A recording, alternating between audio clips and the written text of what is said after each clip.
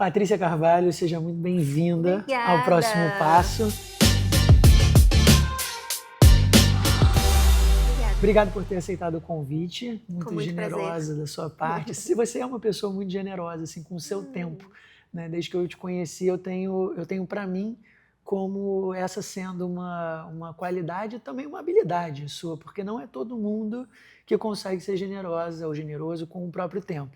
Sim. E a gente criou aqui o próximo passo para ser esse lugar onde pessoas que estão se sentindo perdidas saibam que elas não estão sozinhas. Então isso aqui é um lugar de encontro mesmo, sabe? Porque a gente acredita que através das histórias de outras pessoas a gente cria conexão e identificação. Sim. E muitas vezes na nossa vida a gente se sente perdido, se sente sozinho, né? Tipo agora, assim. Já estive mais. E é natural. E eu acho que é importante que as pessoas saibam disso, né? Que tratem disso de uma maneira natural, mas que saibam que também a gente pode ter ferramentas, pode ter artifícios que a gente vai utilizar na nossa vida para deixar de se sentir meio travado e seguir em frente, mas também aceitar quando está se sentindo travado. Tem um amigo meu que ele luta jiu-jitsu há muito tempo e ele fala que um dos melhores lugares para se estar no jiu-jitsu muitas vezes é no chão, quando ele está com as costas no chão, porque ele usa o chão como alavanca. Né? E aí eu falo, pô, isso é interessante pensar dessa maneira, né? E eu acho que se sentir perdido tem um pouco disso. A gente se sente meio travado, a gente se sente, caraca, tô meio sendo pressionado aqui no chão. Mas aí como é que eu uso esse chão de alavanca para dar impulso? E aí eu queria começar por aí. Qual que foi o momento assim na sua vida que você se sentiu mais perdida ou mais sozinha? Na verdade, antes de você falar, desculpa, eu queria só dizer uma coisa que eu acho que é bacana dizer. Você é uma pessoa muito múltipla, né? Você está inserida em muitos projetos e iniciativas, né? Então você está envolvido em projetos sociais, né? Voluntariados, como o Rai África. Você também já teve o seu restaurante que, de repente, virou um lugar de e-books e receitas veganas. Você é uma pessoa inquieta que está fazendo sempre muitas coisas. Sim. E isso também, por mais que seja muito legal e muito libertador, ao mesmo tempo deve gerar uma confusão grande. Muito. E essa paralisia também. Total. Mas voltando para a pergunta, qual foi o momento que você se sentiu mais perdida ou mais sozinha? Eu não sei se tem um, com certeza não tem um. E eu acho que isso do se sentir perdido, sei lá, eu não sei se é uma coisa minha, mas é quase que constante, mas não no sentido de estar sempre se sentindo perdido. Mas às vezes você para pensar e fala, meu Deus, mas será que era aqui que eu queria estar, sabe? Então, assim, tem vários momentos que eu me senti perdida. Eu me sinto muito perdida em relação ao trabalho várias vezes, talvez por causa dessa questão de ser muito autônoma e de ser muito múltipla e fazer várias coisas.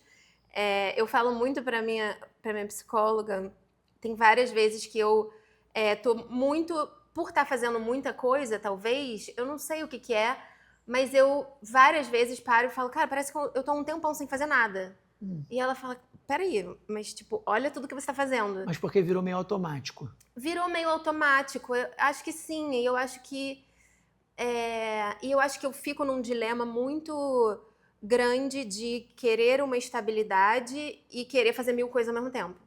Que é um pouco contraditório, né? Porque, tipo, a estabilidade, né? Você tá sempre ali no mesmo, fazendo a mesma coisa. E eu descobri recentemente, depois do último emprego que eu tive no restaurante, né? Que eu fui chefe de um restaurante aqui em Copacabana.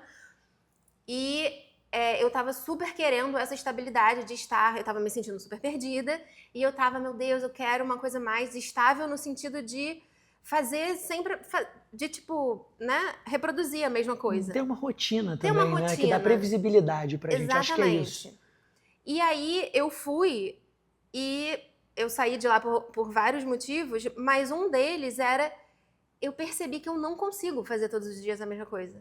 Eu não consigo, eu simplesmente não consigo.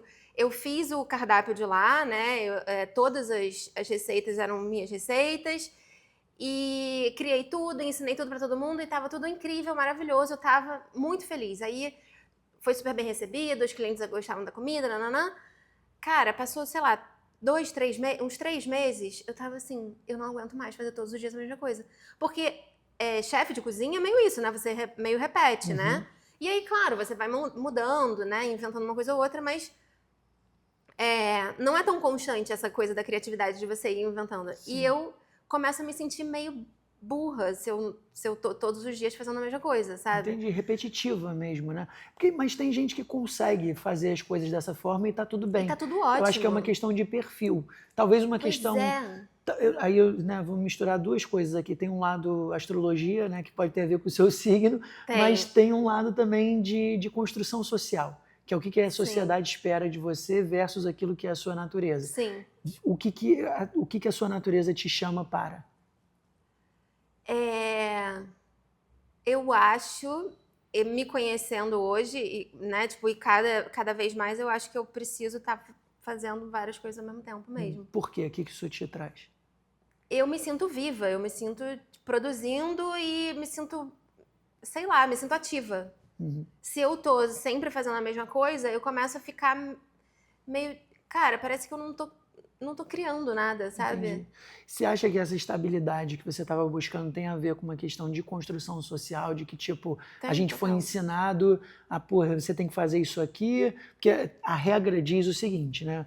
Você tem que ir para a escola, para quem pode, você tem que ir para a faculdade, para quem pode, aí você arruma um trabalho, nesse trabalho você vai começar a ganhar dinheiro, você deve juntar esse dinheiro, você deve encontrar uma pessoa que tenha a ver com você ou não necessariamente, mas para construir um lar, uma família, ter filhos.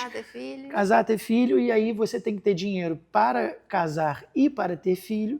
Né? Tem uma pergunta muito boa, outro dia que eu vi um cara na internet falando que era o seguinte: todo mundo fica muito empolgado para falar sobre, caraca, eu quero muito ter filho. Mas a pergunta deve ser, você quer ter filho ou você quer criar uma pessoa durante 18, 20, 30 anos da sua vida? É outra coisa. Esse é o meu surto. Você quer falar um pouquinho sobre isso? Mais um perdida? Não, esse eu tô bem encontrada, bem esclarecida, eu acho, porque isso foi outro assunto, eu faço terapia há muitos anos, então ela vai ser muito citada aqui. Tá bom. Essa coisa do ter filhos, né? Porque isso pra mim, eu não sei o porquê exatamente, mas isso sempre foi muito... Não sempre, eu acho que quando eu era adolescente, tinha, sei lá, 15 anos, eu falava, quero ter 20 filhos e sei lá o quê. Não, 3 filhos, 4, maneira de dizer. Mas em algum momento, que eu não sei dizer exatamente qual, começou a ficar muito real pra mim a coisa de que, cara, você tá criando você tá botando um ser humano no mundo, você tá criando um ser humano, você tá, tipo, e você vai ter um ser humano dependendo de você pro resto da vida. Aí todo mundo fala, não vai depender, é só até os 18 anos. Não, você vai se preocupar com esse ser humano para o resto da sua vida. Quem diz que é só até os 18 anos? Desculpa, o nome dessas pessoas. Muitas pessoas. Sempre que eu falo isso, eu falo, não, é só até os 18 anos, depois não depende mais. Tipo, isso tá escrito em algum livro, provavelmente, né? Deve ser... É igual essa a regra, né? Porque é muito irreal isso, né? E fora que você tem um ser humano, tipo... Você se preocupa com esse ser humano pro resto da vida. E, cara, será que eu quero isso, sabe? Tipo, enfim. Mas a sua natureza, né? Voltando para isso, assim, por exemplo, da astrologia, assim, o que seu signo diz sobre você? Então, eu sou touro com ascendente em virgem. Os dois de terra e muito estabilidade, né? Terra é pezinho no chão. Só que aí eu entendo um pouco, tá? Desculpa, astrólogos. Mas eu também gosto bastante. Mas eu tenho a lua em Sagitário, que é, tipo, hiper livre, aventura, não sei o quê, não. E eu acho que isso me pega muito. Então, isso que eu falei que é um dilema, eu acho que eu sou esse dilema. De, tipo, ficar entre quero estabilidade, quero uma rotina, quero uma coisa certinha e quero pegar a mochila e passar 2 meses na África 2 vezes por ano. Então, ou me mudar pra África, sei lá, sabe? E falando em África, isso é uma coisa que você fez, né? E faz ainda. E aí, como é que é esse projeto de voluntariado na África, no Quênia, né? Especificamente. Quênia. E aí, como que surgiu isso na sua vida, né? Eu sei que a partir de uma pessoa que você conhece, né, como fundadora desse projeto, mas queria que você contasse assim, um pouquinho da história do projeto e como é que você foi parar lá, né? O que te levou a ir até lá? Então, eu acho que eu vou voltar bem atrás e talvez voltar a um outro momento, quando você perguntou, momento que eu me senti mais perdida, de sozinha. E eu acho que hoje em dia tem muita coisa de trabalho que me faz ficar meio, tipo, meu Deus, meio perdida. No momento eu tô até bem ok com isso. Mas, quando você falou, me lembrou, quando eu tinha 20 e poucos anos, 21 anos, eu perdi o meu melhor amigo. Ele morreu ele se matou. E foi um momento, assim, muito difícil, muito claro. Eu fiquei muito mal. E eu hoje consigo identificar mais o quanto mexeu internamente comigo durante muitos anos, né? Eu lembro que quando ele morreu o primeiro ano eu fiquei, assim, destruída. E depois eu comecei a meio tentar entender o porquê que ele fez isso. E aí eu comecei a ver o mundo de uma maneira muito escura, assim, muito, tipo, cara, o que a gente tá fazendo aqui, sabe? Tipo, tá tudo cagado, tá tudo indo pro buraco. O que a gente faz, sabe? Eu lembro que eu falava muito com uma amiga minha que falava, tipo assim, eu não tenho nenhuma esperança no mundo. Eu acho que a gente vai, tipo, sei lá, vai todo mundo morrer de fome daqui a pouco, sabe? E aí eu comecei, na época, isso era 2010, mais ou menos. E aí eu, na época, entrava muito num site que tem o Hypeness. Sei. Lembra? Sei, lembro. Ainda Não sei nem existe? se existe, não sei. Eu também não sei. Mas eu entrava muito, e aí sempre tinha uma coisa de um trabalho voluntário, não um trabalho voluntário, mas algumas coisas para mudar o mundo, para ajudar, né? Umas coisas meio pequenas. Aí eu lembro que tinha, não sei, num país na Europa, que tinha uma geladeira do lado de fora, de um lugar que botavam comida, e aí os moradores de rua iam lá buscar, e não sei o quê. E eu achava isso incrível. Eu falava, cara, a gente precisa fazer isso. E aí, antes de eu ir morar em Portugal, em 2014, eu fiz um trabalho, juntei com uma menina que fazia faculdade comigo, e aí a gente pegou roupas e tal, e aí colocou um varal no centro. Fez um varal solidário, que acho que já faziam, ou estavam começando a fazer, sei lá. E aí foi muito legal, aquilo mexeu muito comigo. Eu falei, caraca, isso é muito forte, assim, né? A gente conversava com as pessoas e tal. E aí tá, eu fui pra Portugal e falei, cara, eu quero fazer mais isso e tal, não sei o quê. Você foi para Portugal por quê? Eu fui fazer um curso de culinária. Tá, porque você é formada arquiteta ou designer? Arquiteta. Você é formada arquiteta. Aí você é formada arquiteta, você perde um amigo, sente que tem alguma coisa maior a ser feita aqui no mundo, porque senão, de fato, a vida... Senão eu nem quero viver. Eu acho que chega nesse lugar assim de desespero mesmo, porque se a gente começar a olhar em volta, notícia, etc., esse vai ser o jeito que a gente vai se sentir mesmo. Sim. Né? Acho que propositalmente governos e mídia fazem isso pra gente se sentir meio abafado, sabe? Assim, sem reação, e ser facilmente manipulado por causa disso. Mas aí já é uma teoria conspiratória, que eu não sei se é tão conspiratória assim, mas enfim. E aí você decide fazer um projeto voluntário porque é isso que vai te preencher. Né? De certa maneira. Sim. E aí, no meio disso, você resolve que você vai fazer um curso de culinária em Portugal. Foi uma coisa meio pontual, assim. A gente fez isso. Eu já estava, eu acho, com esse projeto de ir para Portugal. Eu estava trabalhando num escritório, estava feliz, assim, mas eu já tinha entendido que eu não me via trabalhando com arquitetura a longo prazo. E eu queria muito fazer um curso de culinária, que era meio um hobby, assim, e eu tava querendo fazer alguma coisa voltada para isso. O que vinha da culinária para você que respondia, por exemplo, esse lugar no mundo de afeto, de esperança? Tinha alguma coisa nisso ou não? Era uma coisa bem assim, cara, vou satisfazer um desejo aqui. Era uma coisa que me fazia... eu trabalhava muito no escritório, eu trabalhava tipo 12, 13 horas por dia, e eu chegava em casa e eu cozinhava. E isso me fazia muito bem. E aí eu comecei a tipo, cara, será que eu deveria ir pra isso? Aí eu lembro que eu na época até perguntei pra minha psicóloga, eu falei, cara, será que quando deixar de ser hobby e virar trabalho vai ser tão legal? E ela falou, só vai saber se você testar, né? Aí eu falei, vamos lá, O que você sente sobre isso, assim, sobre essa questão do hobby virar trabalho? Que agora também tá na moda postar nas mídias sociais falando assim, seu hobby não precisa ser um trabalho, seu trabalho não precisa ser um hobby, viva de propósito, faça não sei o quê. O que a gente aprende sobre isso? Eu acho que é muito mais fácil, bem teoricamente, quando você trabalha com uma coisa que você realmente gosta, como se fosse um hobby, né? Por um lado, né? É mais fácil no sentido de... é mais prazeroso, né?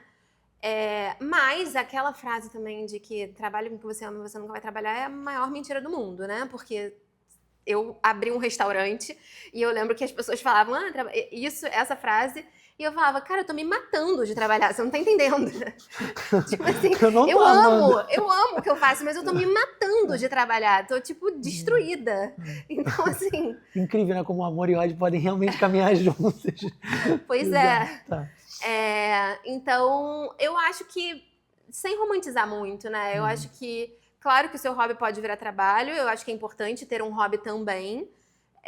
E eu acho que a gente deve ir muito com cautela na hora de fazer o hobby virar trabalho, porque você tem que ter uma parte prazerosa da sua vida. E o trabalho, ele vai ter coisas boas e vai ter coisas ruins, qualquer trabalho que você tiver. Sim, mas você o hobby também não vai ter isso?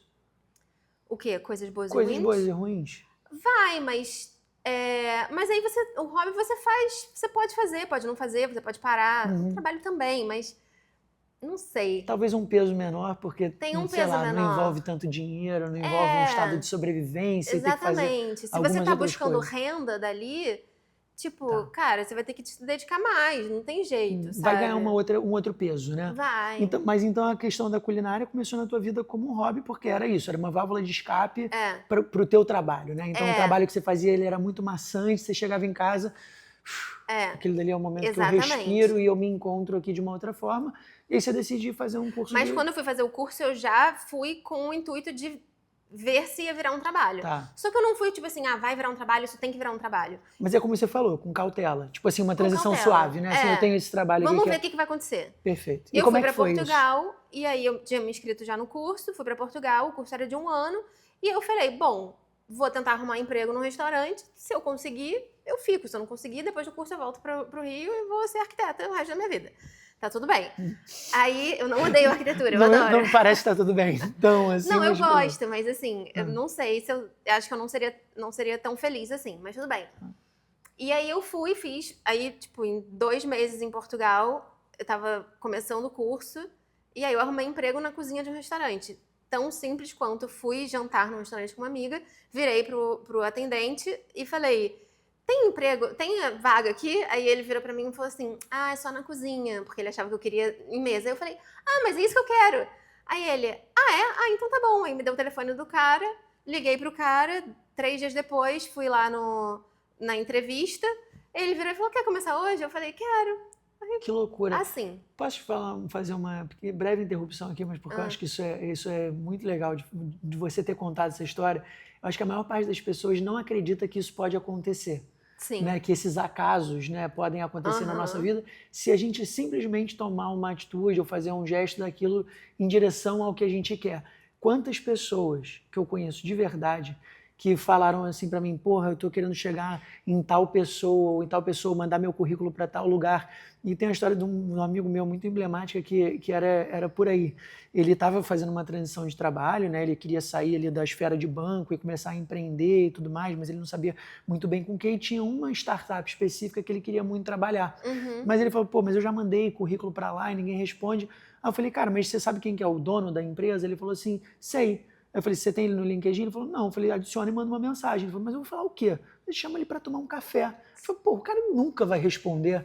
Eu talvez falei, não, mas talvez sim. Exatamente. Ele mandou, respondeu, foi contratado. Meio nessa, assim, tipo, uma coisa relativamente rápida. Eu tenho uma história particular também, que é uma história que eu não fico falando muito por aí, mas ela é um pouco isso. Assim, eu estava talvez nos meus piores momentos da vida e eu achei um cartão de visita dentro de uma caixa. A gente usava cartão de visita, né, certo? Eu achei um cartão de visita do Jorge Paulo Lema, dentro de uma caixa. Com vários cartões ali, tinha um cartão dele. E isso era porque eu tinha entrado de penetra numa palestra que ele fez da Fundação Estudar. Um amigo meu que trabalhava na Fundação Estudar me deu a credencial dele e eu entrei. Na época era o Jorge Paulo Lema e o André Esteves, fundador do BTG e tal, o cara que recomprou, né, o BTG, fazendo uma palestra.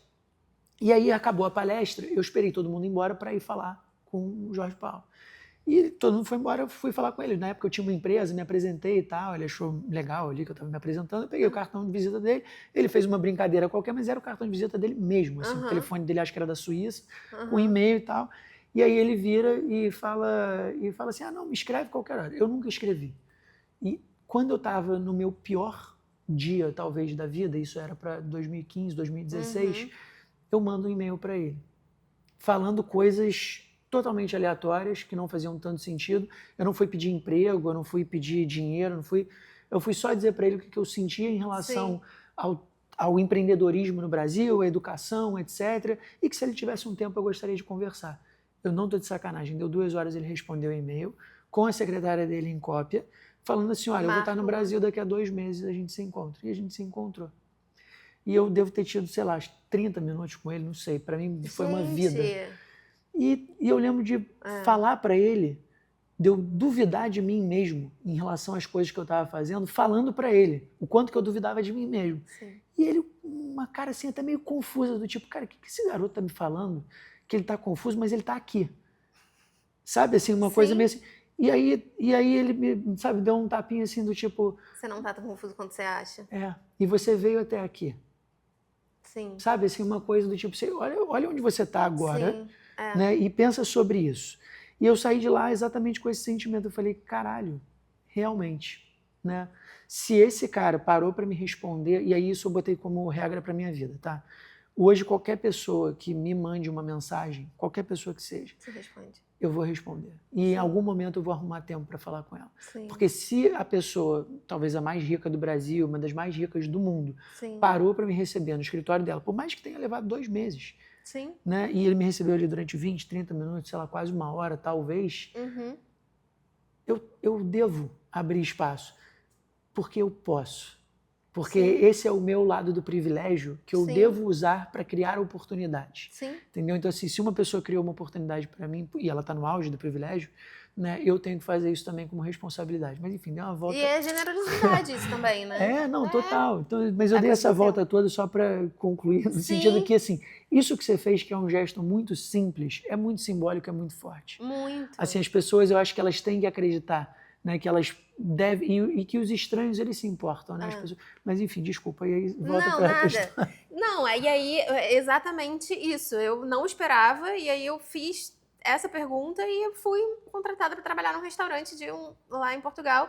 Era um restaurante que, é óbvio, não era, tipo, nenhum restaurante super chique, mas era um restaurante bem legal, de um bar de vinhos e tal.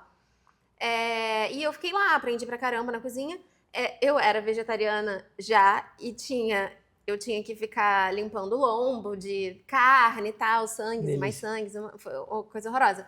Mas foi muito bom como primeira experiência de restaurante. E também pra acreditar que eu, tipo, consigo, né? Eu não tinha nenhuma experiência de restaurante, absolutamente nenhuma. E eu precisava de qualquer experiência, né? E foi maravilhoso.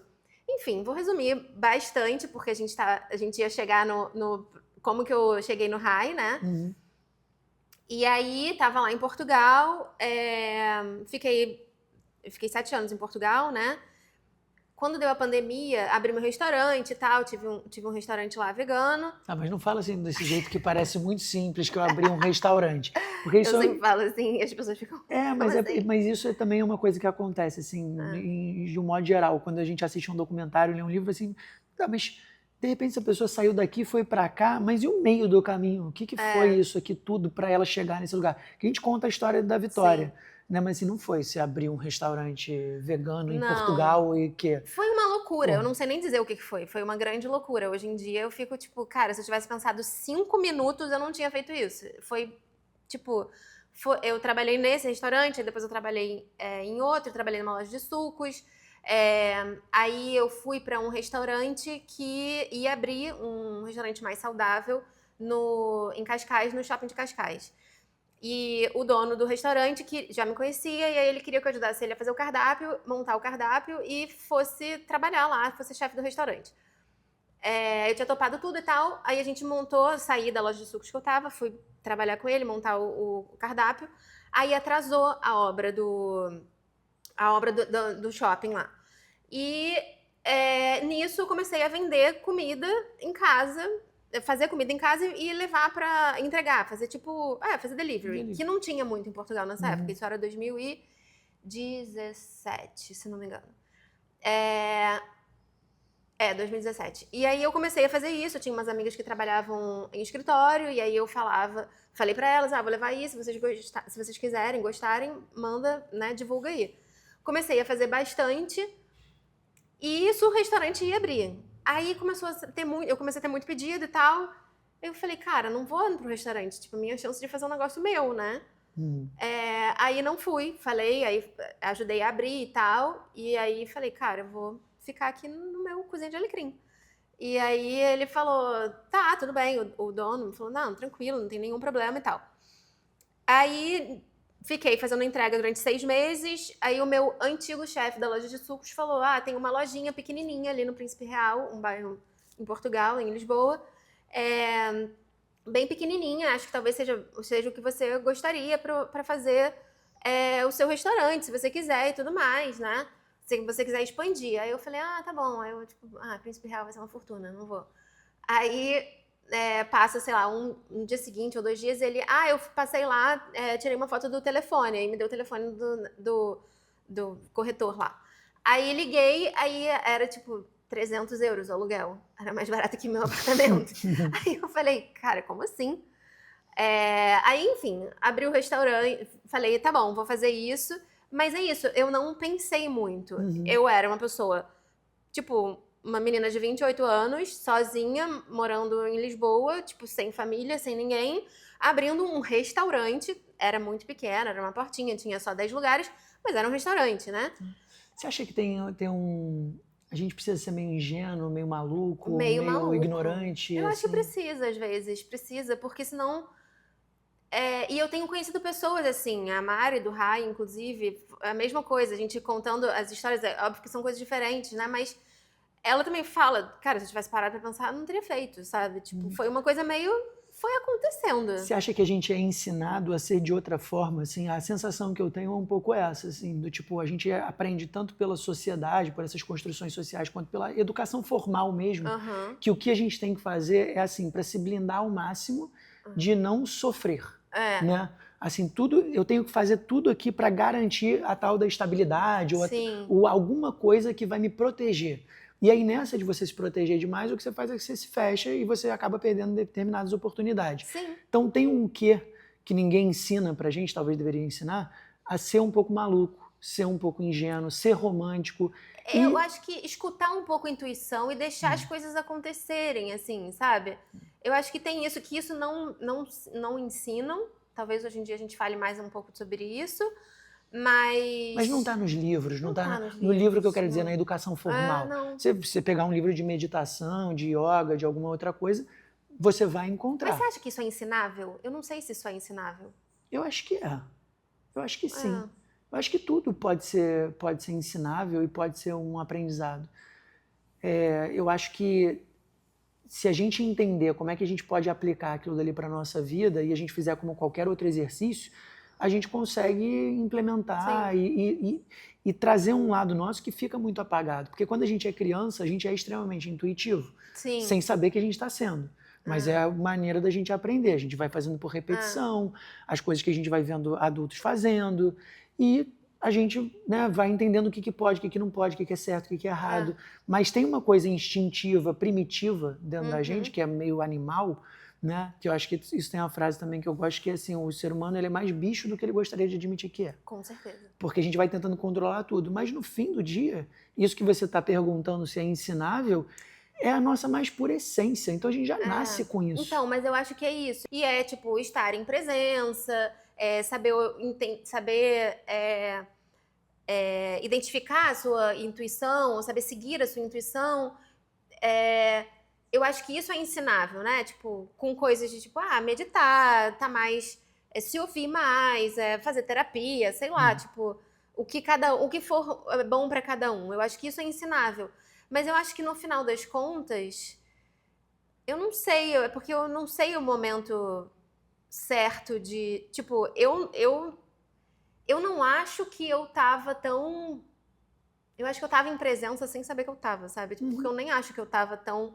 numa fase tão de autoconhecimento, assim, quanto eu deveria pra, tipo, deixar a minha intuição. Eu acho que eu realmente fui um pouquinho inconsequente só.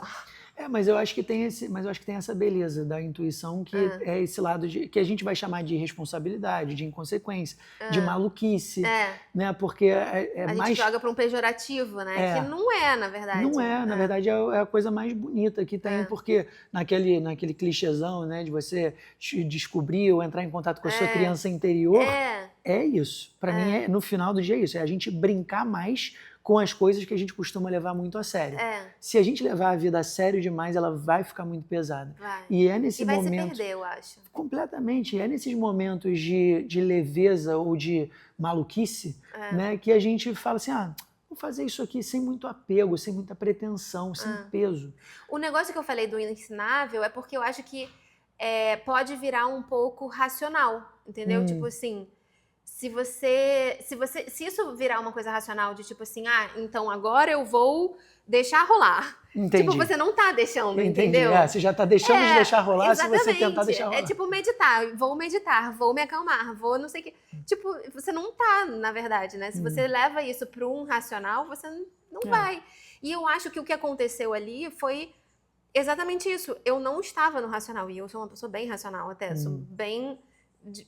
Era bem de poucos impulsos, mas assim, sei lá, eu só, tipo, fui.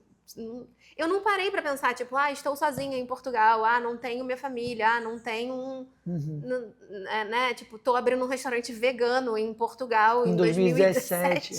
Tipo assim, eu não fiz um estudo, eu não fiz um planejamento, eu não fiz nada disso, sabe? E o que a faculdade, a escola e o MBA vai te dizer é o contrário, né? Faça um plano de negócios, faça não sei o quê. Óbvio, faz 357 planilhas. E cursos, e aí ferrou. Porque eu acho que isso também tem uma paralisia por análise aí, né? Quanto mais você também conhece, mais você sabe que você não sabe. E aí você se sente mais perdido para fazer alguma coisa. E aí você não faz. Exato. Entendi. É isso. Então tá, escutaram, né? Sem planejamento, sem inconsequente. Bota na conta dele. Isso, na minha não fui eu que fiz. Mas então pronto, aí você abriu o restaurante vegano em 2017 em Portugal, deu certo até deixar de dar porque virou uma pandemia. Tá. Não, virou foi eu fiquei o primeiro ano inteiro, isso de trabalho com o que você ama, eu fiquei o primeiro ano inteiro com o espasmo no olho. Aí todo mundo, estresse, eu falava, legal, e aí? Tem alguma coisa aí? Assim, tinha, mas eu continuei vivendo, assim, né, fui, não tinha como eu parar, tipo, eu era a única pessoa do restaurante. Quando eu digo um restaurante pequeno, era um restaurante pequeno, tinha 10 lugares, eu fazia tudo de cozinhar, atender mesa, fazer compras, tudo. Eu fazia literalmente tudo. E fiquei 2 anos fazendo tudo.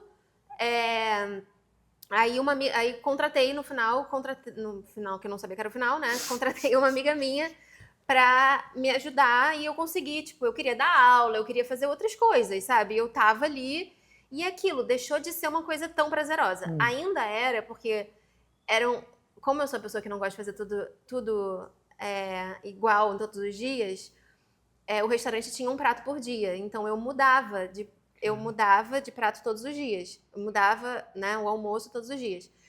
Então, como tornar a vida mais complicada? Cara, isso pra mim era o mais legal, né? Era o mais legal de tudo. Eu não iria conseguir se fosse, vamos fazer sempre a mesma coisa. E não teria durado 3 anos, como durou. Então, isso é importante, porque assim, é como que dentro das variáveis, da variação, você encontra estabilidade. Né? Porque assim, se você colocou na sua cabeça que, cara, todo dia eu vou fazer uma coisa diferente, durou 3 anos. Então é possível encontrar consistência e estabilidade com variedade. E eu fazia loucuras do tipo assim, eu fazia o cardápio no domingo da semana inteira. E aí eu, tipo, sei lá, via um prato, via uma coisa que eu queria fazer, era tudo vegano, né? E então eu, às vezes, via algum prato que não era vegano e eu falava, vou tentar fazer isso vegano dessa forma. Nunca tinha feito na minha vida. E aí eu colocava no cardápio. E aí eu chegava lá e, tipo, fazia um negócio que eu nunca tinha feito antes. Por que o veganismo? Desculpa, eu saí completamente mas me bateu isso aqui agora. Por que o veganismo? Por que o veganismo? Porque eu vi um documentário, eu comecei, né, porque eu vi vários documentários, hoje em dia eu não vejo mais documentários sobre isso, porque eu prefiro, às vezes, não saber tanto.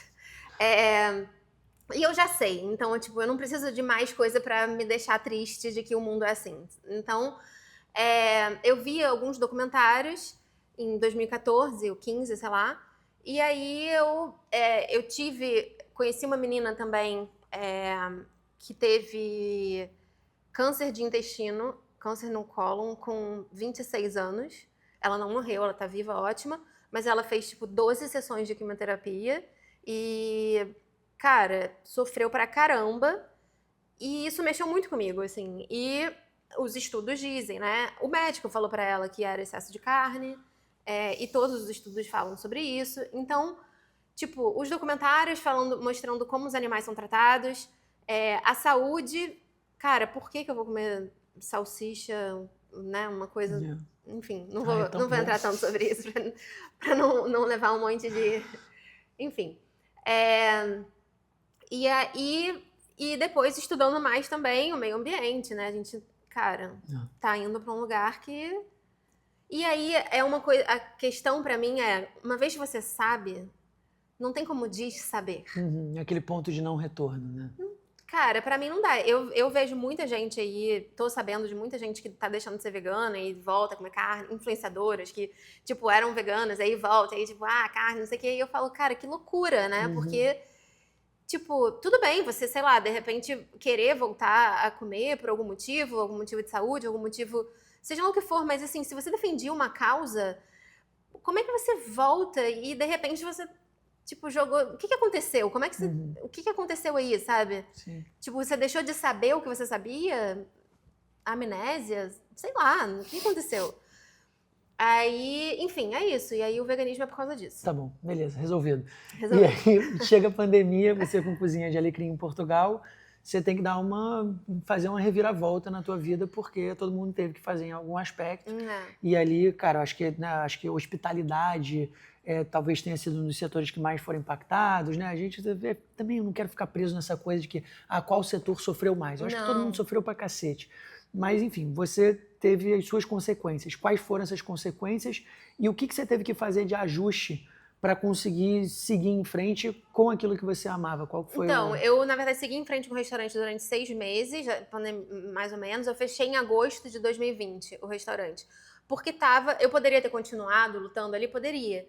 Mas estava impraticável para minha saúde. Tipo, eu ia pro restaurante e eu voltava para casa chorando, porque os primeiros meses, porque teve um momento que eles abriram ali, e aí você podia fazer entrega só, e aí ninguém entrava no restaurante, vinha um cara do delivery, eu entregava a sacolinha pra ele e ele ia embora. E aí eu saía do restaurante, passava, sei lá, horas no restaurante sozinha, né, porque a Sofia que trabalhava comigo, eu tive que dispensar ela, obviamente, e aí eu voltava pra casa, não tinha ninguém na rua, e eu falava, cara, o que tá acontecendo, sabe, o que é isso? E eu não falava com ninguém. Eu saí, eu me via falando sozinha na rua. E eu falava, cara, vou enlouquecer, né? E aí depois eu cheguei a abrir durante um tempo, mas assim, tudo mudou muito, né? Muita coisa mudou. A gente tinha muito cliente que trabalhava ali, tava todo mundo trabalhando de home office, então tipo, tinha muito menos cliente. Não tinha tanto delivery assim.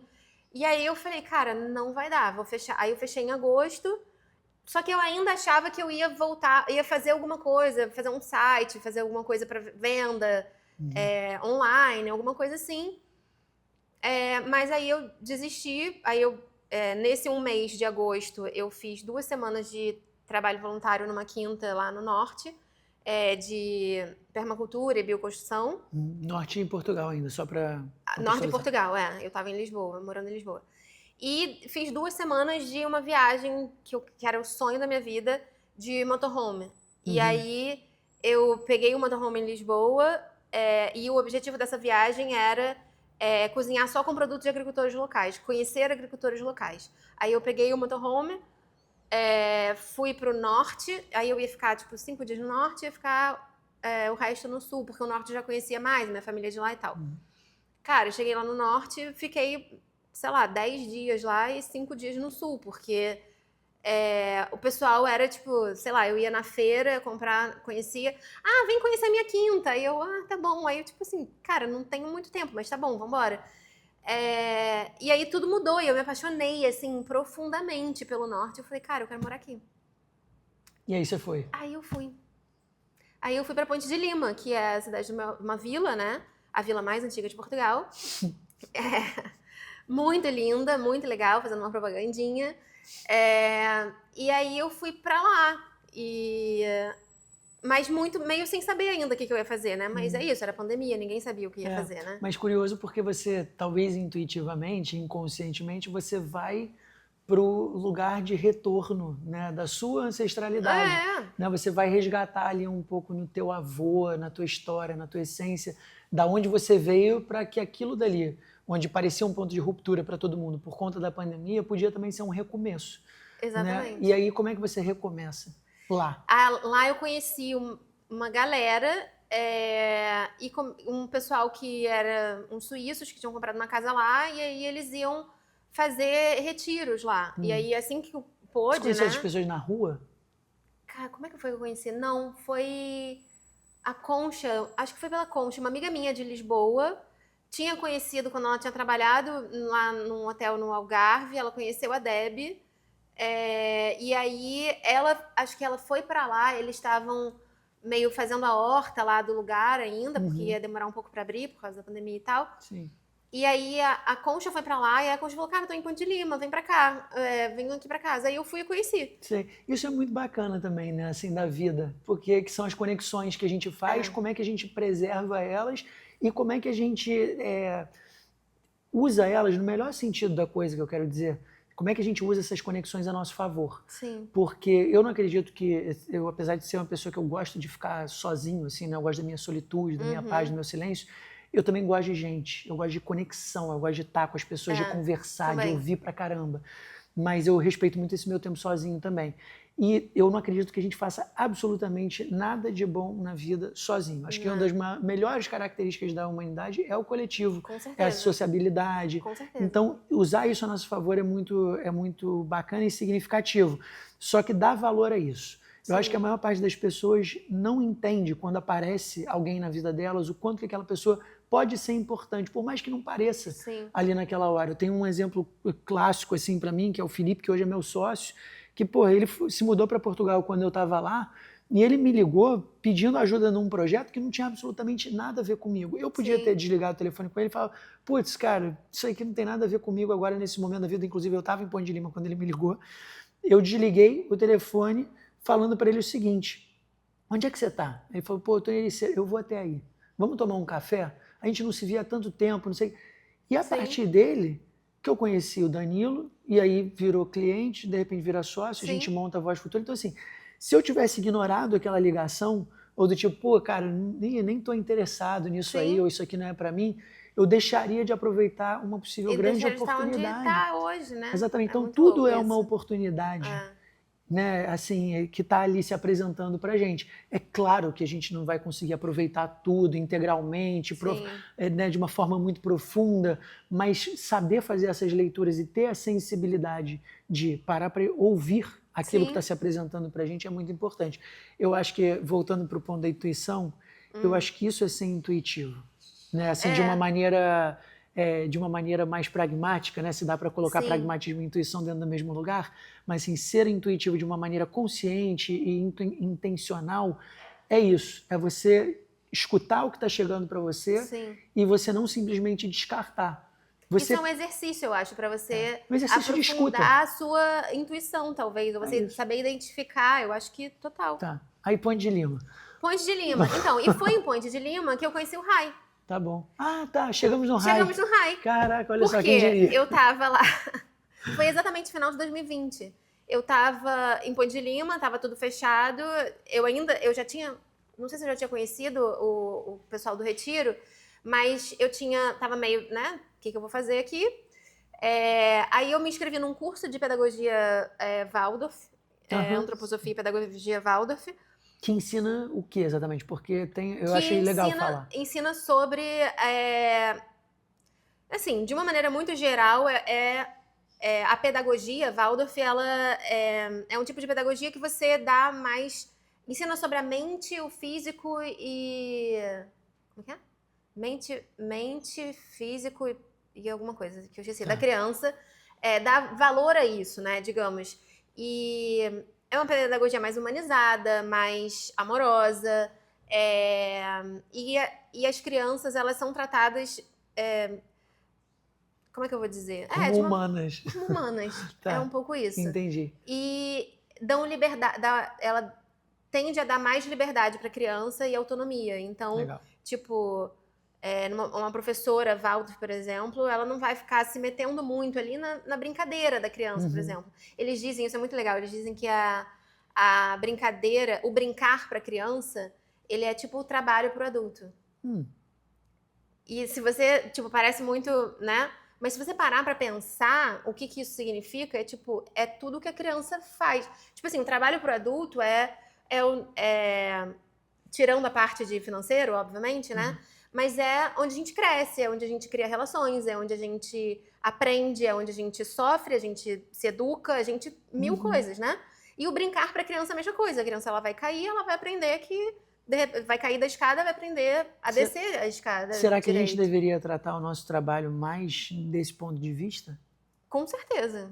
Eu acho que isso realmente é uma relação, assim, sabe? Eu acho que, de fato, a gente deveria tratar mais dessa forma, como as crianças, como a gente tem que respeitar o brincar das crianças, porque elas estão ali aprendendo, isso é importante. Porque da mesma maneira que a intuição talvez tenha caído num campo esotérico, e aí por isso também num lugar pejorativo, né? Sim. Porque é isso, assim, vai para o místico, vai para o intangível, e tudo que é intangível parece distante demais, então aquilo dali eu afasto, né? De certa maneira. E o brincar também ficou nesse lugar, ficou no lugar do infantil pejorativo, não do infantil construtivo. Construtivo, exatamente. E tipo, a criança tem que aprender, tem que sentar, tem que estudar, e não sei o quê.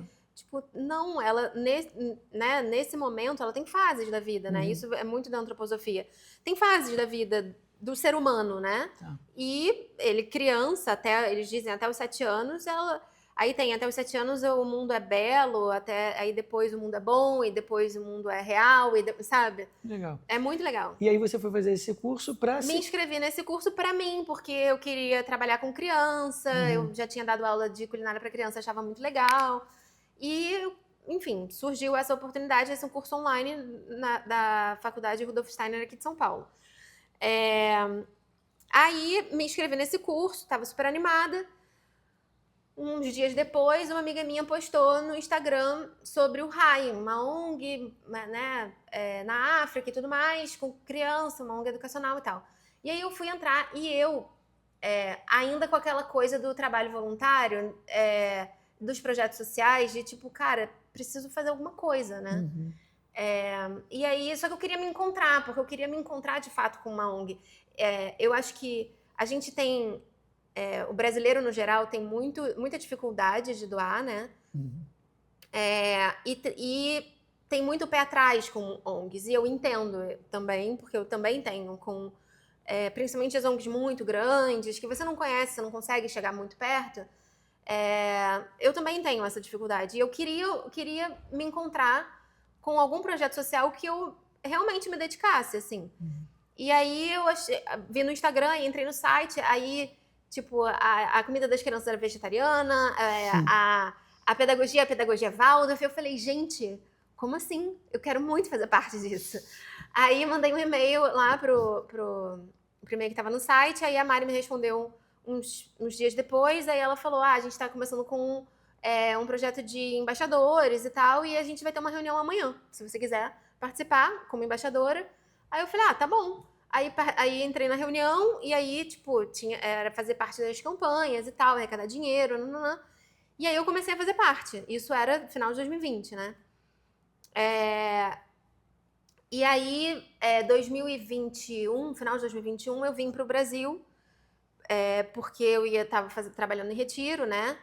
E aí eu ia fazer alguns retiros aqui, ia cozinhar em alguns retiros aqui, e aí eu vim passar 6 meses no Brasil. Aí eu estava também com o início de uma marca de snacks infantis lá em São Paulo, a Filan. Aí eu estava indo muito... Não, a gente fechou, durou 1 ano. Tá bom.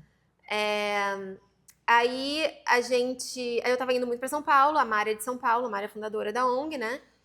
E aí eu falei, vamos se encontrar e tal. Aí ela falou, Aí a gente foi almoçar, e ela tava contando as coisas do High, aí ela falou, tô indo pra lá agora, fevereiro de 2022, pra um High Experience, não sei o quê. Se você quiser ir, aí eu, quero.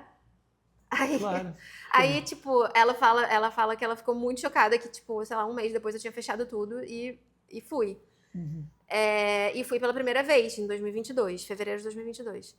E, cara, foi muito louco, assim, muito...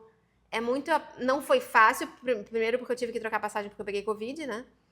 Tá. Ainda era aquela época que, né, várias coisas, né, de comprovação, de vacina, não sei o quê. Tive que trocar passagem, fui e fiquei 15 dias ou 20 lá.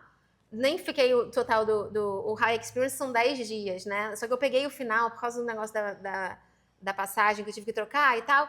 E acabei ficando mais tempo, porque eu também já conhecia a Mari. E foi muito incrível, assim, foi muito apaixonante.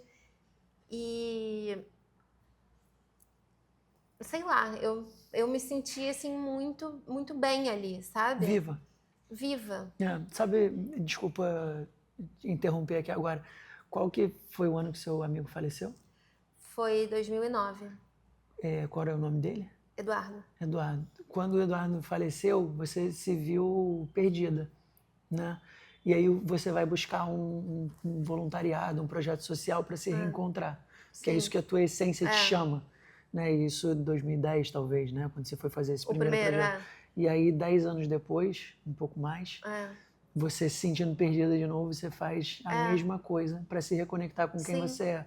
Então isso, né? E não quer dizer que em absolutamente qualquer momento da sua vida você tenha tomado uma decisão errada ou que tenha feito uma coisa ruim, nada disso. Você seguiu um caminho, você fez uma jornada, né, de 10 anos ou um pouco mais, e olha quanta coisa que dá para fazer em 10 anos. Eu acho que a gente não valoriza o tempo que a gente tem na Terra, no mundo, que é assim, a quantidade de coisa que a gente pode fazer em 10 anos. E a gente fica tentando fazer tudo em um ano. A gente se coloca metas, né? Do tipo assim, caraca, eu preciso fazer isso aqui em um ano. Mas olha tudo que você pode fazer em 10. Né? E olha o que você fez. E aí você chega nesse projeto social novo, trabalhando com educação, seguindo, né, uma coisa que é tua, que é a alimentação também. E aí você se conecta com isso. O que você acha assim, que fez você capaz de dar todos esses passos que você deu assim na sua vida até chegar nesse momento de elucidação e clareza? Até chegar no High? Até chegar no High. O que eu fiz? O que você sente assim que foram recursos, ferramentas, coisas, aprendizados que você teve ao longo do caminho que fizeram você chegar nesse lugar?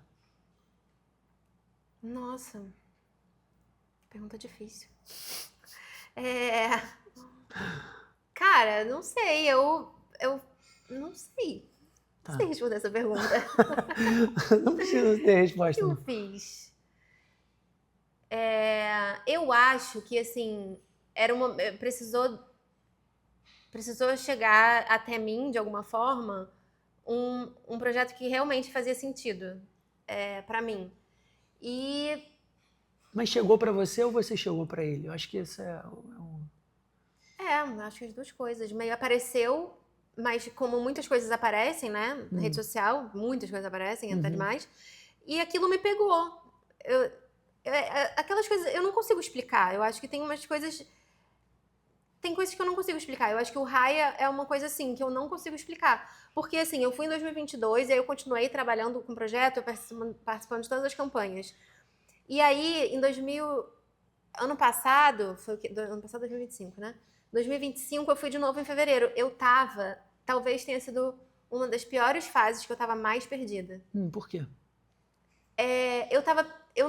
Eu tinha decidido ficar no Brasil e aí eu tava perdida de trabalho, de vida social, de várias coisas, assim. Eu tava me sentindo... Eu tava mal, assim. Tava mal. Eu não sabia muito... sei lá, o que fazer, sabe? E o que você fez para se reconectar, para conseguir ter mais clareza no que você queria seguir adiante? Cara, eu fui pro High. Assim, eu não é, essa não é a resposta, né? Mas por que não? Por que não? Não, pra mim foi, assim, né? Mas eu acho que cada pessoa vai encontrar a sua, né? A sua, com certeza. E talvez isso, tipo, eu sabia que lá era um lugar que fazia eu me sentir bem, de alguma forma, que fazia eu me sentir útil. Eu acho que a resposta é essa. Eu tava perdida porque eu tava sentindo que eu não tava me sentindo inútil no mundo, assim. Tava tipo, cara, o que eu tô fazendo aqui? E eu sabia que lá era um lugar... É um lugar que faz eu me sentir bem, assim, que me traz vida. Me traz vida. Assim, com certeza, me dá uma injeção de vida, literal. E aí ia ter de novo o High Experience, e aí eu fui. E nesse grupo do High Experience que tava, cara, a gente virou família, assim. Viramos muito amigos, pessoas que eu não conhecia. Uma que mora em Nova York, uma mora no Recife, dois moravam na Austrália, a Mari, a Gabi, né, em São Paulo, eu. E, cara, a gente virou família, do nada. E eles ficaram 10 dias lá, eu fiquei um mês. E lá é muito louco, porque 10 dias parece 2 meses, assim. De tão intenso que é, sabe? De tanta coisa que acontece também. E tem uma coisa de tempo também que eu aprendi que lá... eles falam Swahili, né? A língua deles é Swahili. E eles, na linguagem deles, eles não têm futuro. Eles não têm definição de futuro. Tem um vídeo maravilhoso de uma moça que fala sobre isso, fala de um filósofo queniano, que explica mais sobre isso. E eu acho que isso faz muito sentido, tipo, espiritualmente, sei lá, porque todo mundo que tá lá, e eu não sei se é só no Rai, ou se é, tipo, na África no geral, ou se é no Quênia no geral, mas eu acho que essa coisa de tempo, ela fica muito... muito diferente, assim, muito difícil, sabe? Sei lá, o tempo passa de uma forma diferente lá. Entendi. Você acha que falta essa noção pra gente de tempo hoje, aqui no Eu acho que a mundo? gente não vive o presente, a gente tá sempre pensando... E eu acho que, né, isso tá mais do que falado de coisas, né, gurus de autoconhecimento, sei lá o quê, de viver o presente, nananã, mas assim, de uma forma muito forte, essa coisa de... Eles falam que o futuro, ele os momentos são compostos por acontecimentos, por eventos, né? Se não aconteceu, não existe. Então, assim, o futuro, ele de fato não existe. E a gente fica na coisa de o que eu vou fazer daqui a um ano, e assim, ele não existe. Pra que você tá pensando nisso? Isso se conecta com um conceito que eu escutei uma vez, que é, talvez assim, na mesma medida que a gente pensa sobre quem somos nós aqui no mundo, que é difícil pra caramba responder, a gente também tem que pensar sobre quem a gente quer criar para ser. Sim. Né? E aí acho que tem uma conexão, né, do presente com o futuro aqui. Não basta saber quem somos nós, até porque a gente não vai saber nunca essa resposta por definitivo, e eu acho que se a gente definir isso, eu acho que vai ficar chato demais. Né? Você tentar se colocar dentro da caixa, você vai acabar ficando preso. Exatamente. Literalmente. Mas essa perspectiva do criar quem você quer ser, eu acho que ela é muito bonita, porque ela traz uma visão de futuro de acontecimento, né? Porque você intencionalmente vai criar alguma coisa para ser, e não simplesmente só imaginar, né? Assim, você vai botar ação naquilo, é um pouco isso que eles querem dizer. Entendi. E então hoje você está dividida entre o trabalho no Rai, uma consultoria de que continua culinária. Se chamando Cozinha de Alecrim. Você permaneceu com o nome, né? A marca. Então, eu meio parei, até o Instagram eu mudei. O Cozinha de Alecrim foi uma marca de granolas, foi um restaurante, foi, né, e-books e não sei o quê, e continua sendo, mas sou eu, na verdade. Então, o que eu faço hoje de cozinha é consultoria. Eu tive essa experiência no restaurante, não tenho mais nenhuma vontade de ter um restaurante, todo mundo me pergunta isso. Tá vista, né? Não, tá legal, tô nessa vida, já foi. E eu faço consultoria para lugares. Agora eu tô fazendo consultoria em loja de conveniência de posto de gasolina. E são consultorias sempre voltadas para alimentação saudável e vegana, né? Vegana, não tem me que ser pede vegana. pra mexer no bichinho. Não vou pedir Não me nada. pede pra mexer no bichinho, que eu não vou mexer. Tá tudo certo.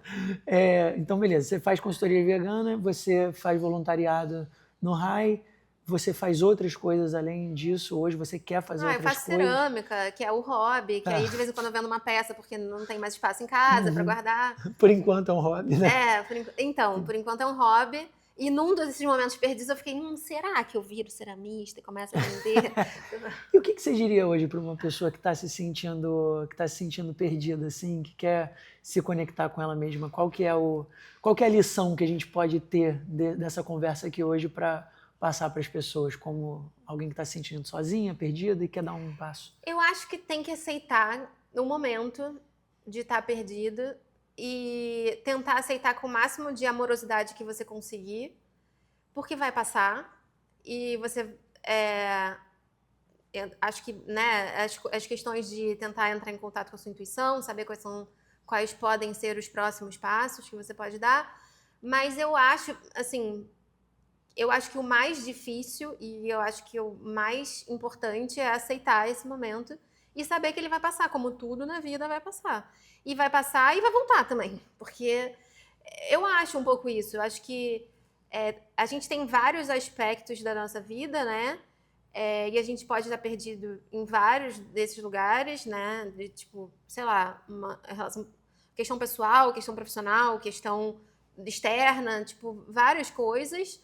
E eu acho que é difícil.